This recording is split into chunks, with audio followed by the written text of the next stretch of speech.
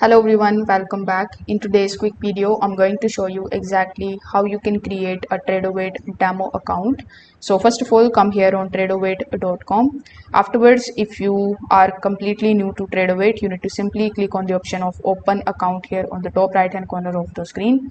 Now over here, you are going to see a bunch of different options in order to sign up. So you can use any in order to sign up into your account. Now when the sign up is successful, you need to simply click on the option of login. Then with the same method that you have used in order to basically sign up, you need to use that in order to log in into your account. Now when you log in into your account, you will be shown these types of trading modes over here.